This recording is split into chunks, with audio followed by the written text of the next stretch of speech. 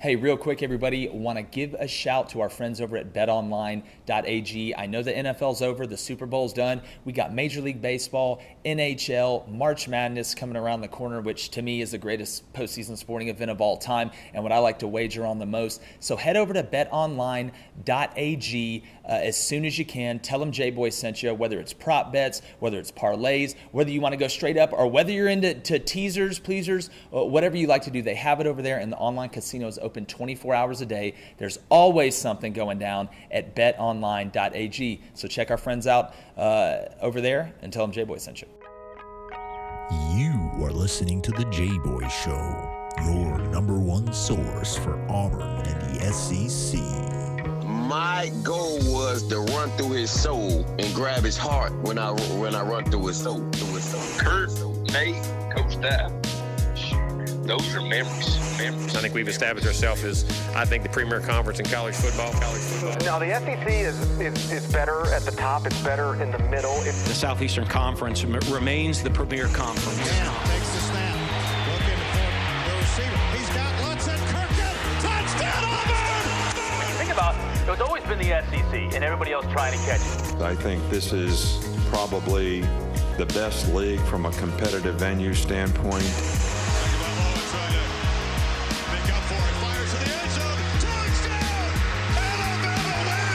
They have the most capable teams. You just look at those programs, the way they recruit, how they invest. Snap to Burrow. 3 steps. Fires. Back corner of the end zone. Over the shoulder catch. Did he hold on? He did. Justin Jefferson. Touchdown, Tigers. And now, your host, Jboy. Hello, everybody, and thank you for joining us again on the Jboy Show. As usual, trying to give you guys the best content, really help you win the water cooler. And what a better guest to bring in a guy, number one, that has coached in the SEC at the highest level, 3-time SEC Coach of the Year. He's been in Arkansas, been at Ole Miss, coached at Boise State, understands going from a place like Boise, Idaho into the SEC.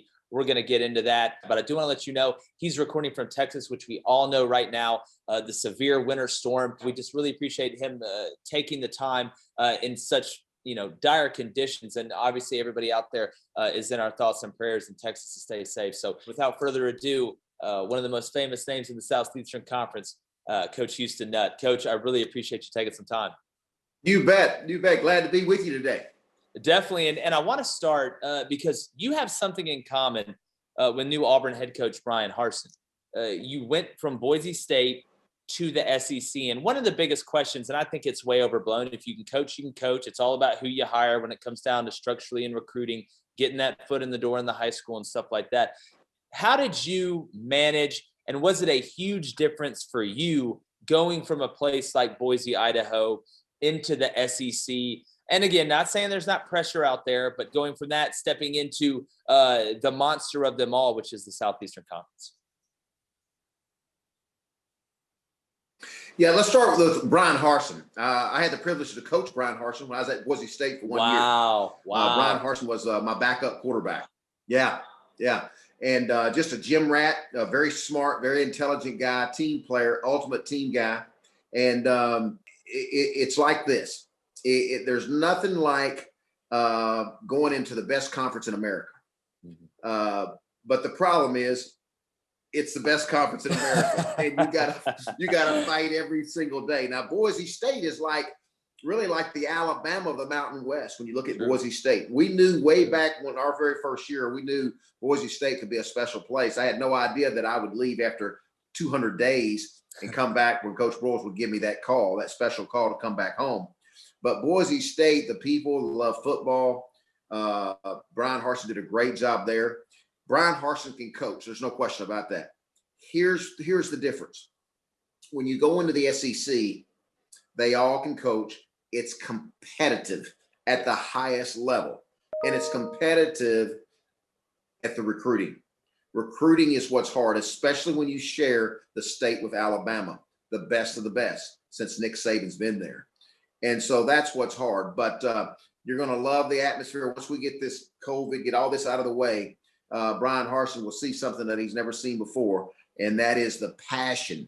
The passion. You know, that statement about it just means more. There's something to that. I don't know who came up with the SEC slogan, but there's something to that, because tailgates are full, stadiums are full, and I tell you, he's going to see something that he's never seen before. But to me, the hardest adjustment, it's not so much the coaching. The hardest adjustment is the competitiveness of being an ultimate big-time recruiter 365 days a year. That's what's going to be the difference. Yeah, and that's a great point, Coach. And you live the life, and it never ends. The recruiting season never ends. Right when signing day happens, you've already been working on the next class and really the class after that. And something I think, and a point that I like to bring up, Coach, and I would love for you to expound on this, and I think it's changed even in the SEC since you've been out, is the structure you have to have behind the program, especially in the recruiting department with social media now, getting letters out, knowing when guys' birthdays are. But I think something as well is being genuine and not faking it. Because if anybody can tell that somebody's fake, it's a 17 or an 18-year-old kid. They see it every day in high school. They understand it. So first, how important is the recruiting department now and throwing bodies at that and being efficient? That's a word I use often. I think that's really the translation of what the process is a race for efficiency. How important is that structure? And then how important is it to be yourself with these recruits and not try and go be Nick Saban, not try and go be Kirby Smart? Be yourself and let them know the real you, and you'll have a shot if your situation is what they want. That's a great question. And the social media is just, it's out of this world. It's just unbelievable. A young man at 17, 18, if you talk to a coach, most likely they won't pick up a phone call. They won't pick up the phone, but they'll pick up an email, a Twitter, a blog, or a text. You know, it's much easier to communicate that way. So you got to be on your toes, got to be up on your game there. But you hit something I think is so important. You can't fool a 17 and an 18-year-old. You just can't. And so you got to be yourself. I had the privilege of being around some great coaches. Lou Holtz, Frank Broyles, Jimmy Johnson, Pat Jones, the Dave Wannstedts, Tony Wise, Bill Shimmicks, a lot of great coaches. And the one thing that especially with the head coaches that I got to work under, you can only be you. You know, I can't be Frank Broyles. I can't be Lou Holtz. You have to be you, because that 17 and 18-year-old, the biggest decision of their life, all eyes are on you, especially in that living room. That head coach gets one living room visit, and it's crucial. You want to get to that young man, get him on campus as many times, whether it be in camp or his junior year and all that. But that home visit and that relationship is what it's all about. And that's the one thing I feel like we did a really good job at Arkansas is evaluation, the relationships. That's the biggest thing I miss is the relationships. And if you look real closely, you know, we had 6 first-round picks. We had a lot of All-Americans, a lot of All-SEC players.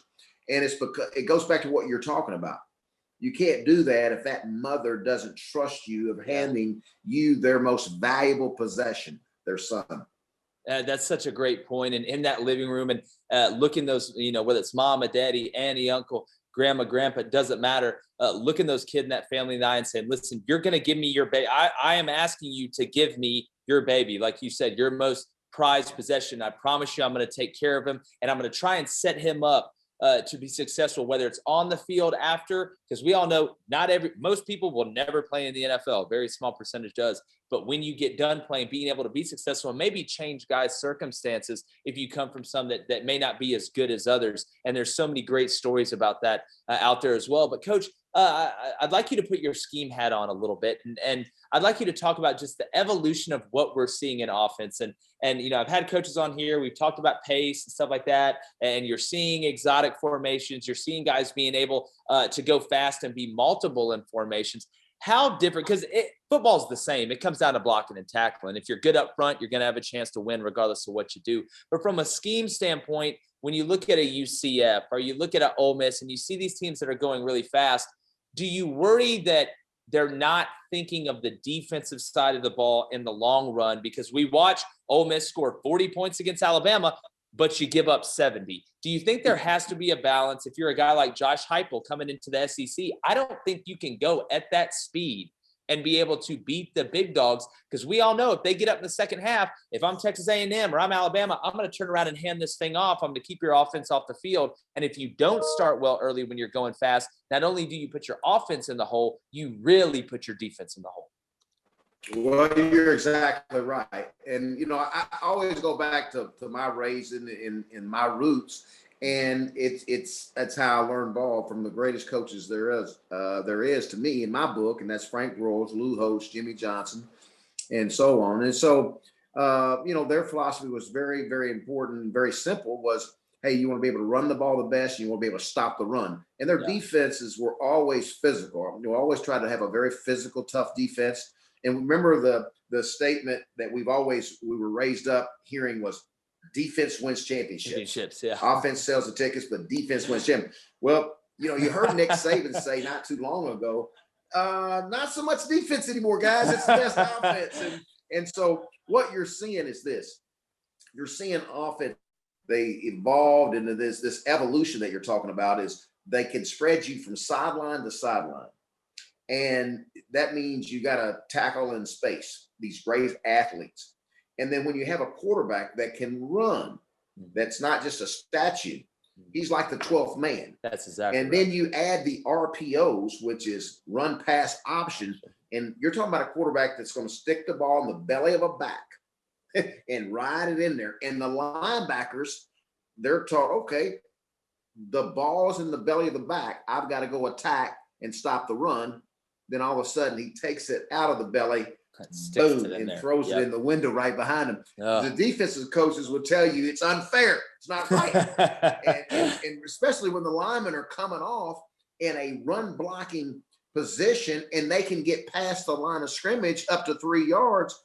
That's a monster. It is. But going back to your question, though, I still believe this. If you look at Alabama, Nick said what he said, but if you look at Alabama, their defense kept improving. They did. And they were probably one of the best defense, if not the best defense. I still believe physical. You got to have a good defense. Now, you do have to have players that can play in space and tackle in space. And that's one of the things that I see that's different. I don't see a lot of middle drills when I go watch teams practice. Very few teams have that tough, the old 7-on-7 middle drill of really hitting and, you know, just playing ISO game. You don't see as much as that. But the best teams that win, I don't care if it's Pee Wee, junior high, high school, college, and professional football. If you go watch Tampa Bay Buccaneers, what they have a great defense and to stop a guy like Mahomes. I know they had some hurts and all that, some injuries. I get all that, but I'm just saying, you look at their defense though, very, very good. And then you had a Tom Brady that was so smart, coach on the field, run, play action, all those good things that we're used to. But in today's world in college, it's hurry, hurry, hurry. But there's going to be a time, and Brian Harson's so good at this. He's really good at the imagination, creativity. But there's also got to be a time where if your defense is hurting and not as athletic, you got to help that defense. Yes. You got to shorten the game. You got to snap the ball at 1 second sometimes. When you get a lead, you got to say, oh, hey, look, we're scoring, we're ahead. And so let's eat some clock. So to me, all those things come back from my roots. I always think about. I still think what you said, it's blocking and tackling, but the game has truly changed. Yeah, and I think it's going to keep evolving, and it's amazing. You get enough offensive guys in a room long enough for a couple of years, and they're going to come up with something different, whether it's the hurry up, no huddle, whether it's operating out of empty and stuff like that. And I do think it's a great point, and I'm always interested. We know it's all cyclical. 20 years from now, everybody will be running the triple option again, the wing tee and stuff like that. That's you know how that goes. But Coach, I want to ask you, looking at the SEC going in this next year, and this is something I've been talking about. A lot of teams are losing quarterbacks. You look at Alabama, and again, Bryce Young's super talented. I'm sure he's going to figure it out, be just fine. But how important, and we've talked about this, and especially early with the pandemic, but just how important is it for these teams with a new quarterback that's already on the roster, regardless if you have a new coach or not, to have a true spring, to have a true summer, and a true fall camp, because that's when the team's formed. I say this all, the team is not formed during fall camp. Your team already better have an identity. You already better have the culture. There is no optional workouts in the summer, even though they may be labeled optional. We all know the best teams police themselves. But as a guy that sat in that head chair, that had to look at the whole thing from a 30,000-foot view, how important is that spring practice to not only get reps, because we know how much that counts, not only to be able to evaluate, but to be able to start building the culture that you're going to need to have when it's 4th and 1 in a big game and you want to line up and you want to run it right down their throat because you believe your guys earned it more back then than their guys did. To me, it's probably one of the most important things. Besides that off season, that January, building that culture as you're talking about, and that team effort and all that quarterback position in the spring is so valuable because that's where you truly find your leader. The guy, when it's 3rd and 7, doesn't flinch and he's going to find a way to get 8. Yeah. The guy that has a play called and he's going to be smart enough to say, this play is not going to work at this. I'm going to get our team out of the bad play and get us in the right play. All of those things, boy. And this, to me, you can't do enough game situations. Hey, we're down, or we're down 7 points with a minute 31 seconds. Let's go. And you got time and score, when to get out of bounds, when to call timeouts. You know, you're just that game management is to me is so important. And so spring, if you notice, you know, a lot of teams started out slow last year because of no spring football. Yeah. There was a lot of quarterbacks, and isn't it interesting? The ones that had the experienced quarterbacks are the ones that took off the fastest during this pandemic because they've been there. The teams that struggled are the ones that didn't have that quarterback with experience and missed spring football. So that, to me, it's critical. It's critical. Yeah, without a doubt. And I think that's something that you know we talked about, but now hopefully we do get that true spring, we get that true summer. But kind of projecting next year, everybody obviously, even on this show, we talked about how good Georgia is going to be with what they have coming back offensively, defensively, even though they're replacing a lot in the secondary. We all know how talented that roster is, how well Kirby is recruited. They have a quarterback coming back in JT Daniels that can sling it around. But looking around the league, is there a team outside of Georgia and Alabama right now? We talked a lot about Texas A&M, even though they lost Kellen Mond. I think at the end of the day, Jimbo may spread it out a little bit more if you trust the guy to throw it, because we all know how quarterbacks are at the end of the day. Deep down, they do want to throw it. But is there a team, maybe a Missouri or a sleeper, that you're kind of keeping your eye on, that if we do have that spring and we do have that summer, could sneak up and make some noise? I know the East probably, isn't going to be great this year, but is there a team you look at that may surprise some people? You know, I always start with the teams that have their quarterbacks coming back. You know, you lose a Kyle Trask, you lose a Mac Jones. Man, that's a mouthful because you lost some leaders. So that's going back to your other question. That's why spring is so important, because Nick Saban is going to recruit well. You know that Dan Mullen, they're going to have athletes, even though they lost a lot. So that spring is so important. Who's going to be that next quarterback? I tell you what, I would really keep my eye on Arkansas. Arkansas is a team to me that's really coming. And I think Coach Pittman, hadn't met him yet, but Coach Pittman has done a good job of getting that energy and passion back. Those Arkansas kids believing, and they're in the West. It's very tough. And so I think he's done a good job. He's had a young quarterback that got to play a little bit this year. I'm having trouble remembering his name, but he got to play a little bit and started one game. And I noticed him. But to me, you know, it's usually the same. You know, you're going to hear Alabama. You know that. You're going to hear Georgia, as you mentioned. Florida's been there. It just, to me, depends on who's your point guard, who's your quarterback, because that's, to me, is so important. Yeah, and I think it's a great point. I'm going to be interested to see, obviously, Sam Pittman. There's a ton of energy in Fayetteville. I think he was the perfect guy for that job, a job that he wanted, a job that I think he's going to stay there as long as they let him. And again, we all know the resources Arkansas has and where they are nationally in the rankings in total wins. I mean, Arkansas is a place that if they get hot, only getting better. And I think Sam Pittman's going to do a really good job there. But Coach, I'm always trying to get our audience, and I want to hit this mid-roll. I want to talk about eBay real quick for 1 second. If you're looking for old shoes, new shoes, head over to ebay.com/sneakers. They've got an authenticity guarantee on the logo, the box. A whole team of professional authenticators are going to make sure that what you want, what you decided to get, is exactly what you wanted, exactly what you signed up for. They do a fantastic job. So make sure you head over to ebay.com/sneakers. and tell them Jboy sent you. But Coach, I'm always trying to make our audience smarter when they're watching the game. That's why our slogan's Win the Water Cooler. I think that's why we're one of the fastest growing sports podcasts in the country, because we do it a little bit different.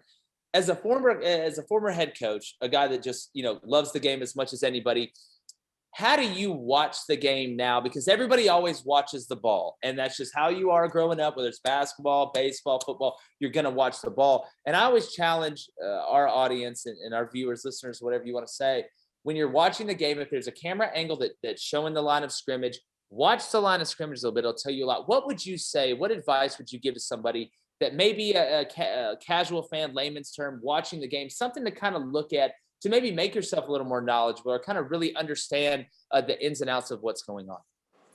I think there's a couple of things. One, it's hard not to watch the ball, and I understand that. You got to watch the ball, and that's how you keep up with the game. Exactly. That's what we're trained to do. Yeah, right. But there's one thing you mentioned in there. There's nothing wrong with taking a play and watch that line of scrimmage. That's really the backbone of really each team. You can tell the toughness, the hard nose, the guys that play in the trenches. It's not easy. So when you watch the line of scrimmage, watch which team wins that line of scrimmage. If you just take your eyes and watch that line of scrimmage when that ball snapped, see who's getting pushed. And then also on the defensive side, you got a team that you're following, and see how many helmets on the defensive side get to the football. Yes, I always like to see how many people get to the ball. Not just one or two, but those defenses that have 5, 6, 7 helmets around that ball that are, they're playing as if that's the last play. I love those hustle teams because there's good things happen when you go to the ball. And you look at the teams that get turnovers. I always like to look at how many turnovers do you have? Who's protecting the ball? And so to me, it's another good way to look at defense of helmets around the football. How many helmets are around that football at the end of that play? I think that's very, very important. But you got to watch the ball and you got to watch the game. I get all that, but every now and then, watch the line of scrimmage. I think it's good to watch the line of scrimmage, and especially, you're a fan of your team and you got an offensive tackle that's a freshman, and see how he does. And when the lights come on, put your eyes on him and watch him and see how he does. I think that's a great point. And getting hats to the ball, we hear it all the time. Get to the ball, get to the ball. You work pursuit drill in practice, and the players always hate it. Making them up, down, run to the cone, tag off on the rabbit. We all know how that goes. But coaches, we're winding down. We're here with 3-time SEC Coach of the Year, former head coach at Arkansas, Ole Miss, Murray State, Boise State. You can find him on CBS as a football analyst. Does a great job. Houston Nutt, a name that you definitely remember if you keep up with football at all, especially in the SEC. But Coach, I want to talk about something for a second. It's this one-time transfer rule that they're talking about. In some sports, I guess it's okay, but in football, to me, I'm worried that it's going to be almost to build that culture that we talked about. If you're having guys, it's just a rotating door, and guys want to go make super teams and doing stuff like that. I think it actually is going to decrease the parity in college football. And it's just weird to me, because we grow up. You have to sit out, go through that, make that decision. I'm going to eat a year, which factors into whether you're going to leave or not. But just your thoughts on the freedom of just being able to transfer whenever you want, wherever you want. How hard as a head coach that would be to try and lay a foundation? Imagine just getting in there your first year and all of a sudden to go into your second year, well, half the guys leave and then all these new guys come in. How do you ever get to zero to build the foundation and be able to build that skyscraper or build that Death Star that we talked about? Well, that's one of the things, from an outside former coach looking in, a couple of things that I'd like to talk about right here that really bother me. Yeah. One, I get when a player transfers. Hey, I transferred. I understand that. And I've helped a lot of players transfer, but here's my deal. I don't want them transferring after the first semester. I don't want them transferring after the second week. I don't want to transfer after 4. It's so disruptive when I see players, hey, they're opting out and they're in the transfer portal. Wait a minute. We just played 5 games and now you're already putting your name in the portal. Wait a minute. It's just so disruptive. I think it needs to be at least a full year. Go through the spring that we're talking about. There's a lot of times a freshman said, Coach, I want to transfer. I said, well, I'm not going to release you right now because I want you to go through spring. When you go through spring and after spring, you still don't feel like this is a place for you. Hey, I'll help you. I'll help you go. But to me, you could just say, I give up. I quit. I'm going to go to another school. It's so easy. I don't like that. I don't think it teaches the right lesson.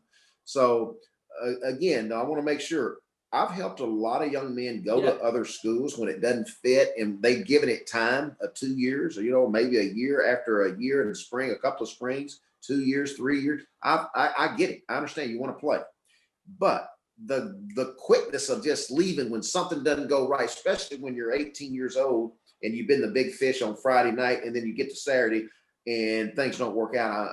I got to go. Guys like Mac Jones, there's a lot of good examples. Guys that just stood in there. You had Tua Tagovailoa in front of him. Be easy. I'll never play here. I got Tua Tagovailoa. I'm gonna leave. But what does he do? He stays in there. So got a lot of respect for it. The other thing I want to talk about is the likeness.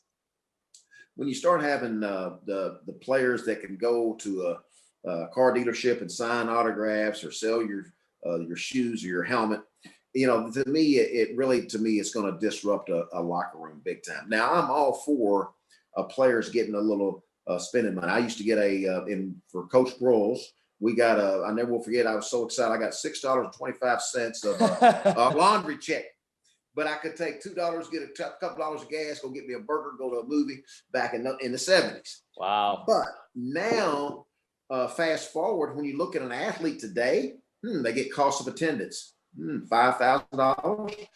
If you need a computer, or if you need a winter coat, or if you need to get home for a funeral, to me, it's a great time to be a college athlete. But now when you add this likeness, what are we talking about? We're talking about maybe one player on a team or two players.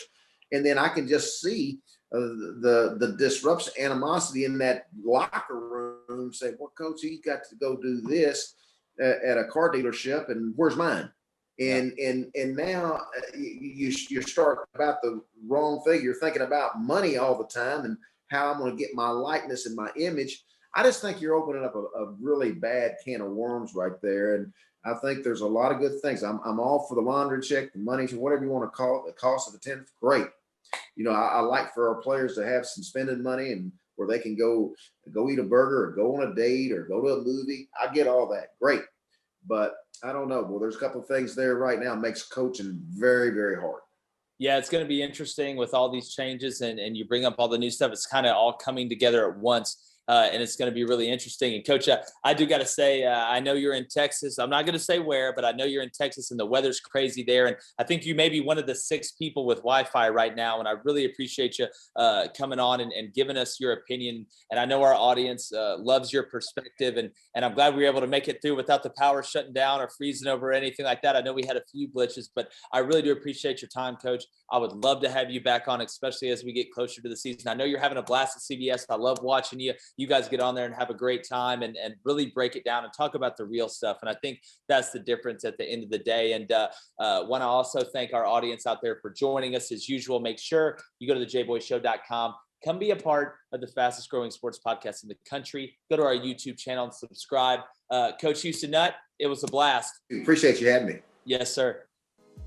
The Jboy Show is produced by David Cohn, technical director Dave Hammock, creative director David Culbertson, audio engineer Feyzan, production assistant Kyle Orr, and our executive producers Crain, Vince Thompson, and of course we film at Melt Sports in Atlanta, GA. So come check us out.